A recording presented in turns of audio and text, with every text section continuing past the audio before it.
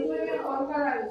છે એટલે તમને જ્યારે બી જરૂર પડે તમને એવું લાગે મારા પાસે ફોન તો નથી હું અત્યારે ખોઈ ગઈ છું તમારે આજુબાજુ કોઈ ભાઈ તો હશે જ દુકાનો તો હશે જ તમારા ઘરના ફેમિલીમાં કોઈ દૂરનું હશે તો ત્યાં જઈ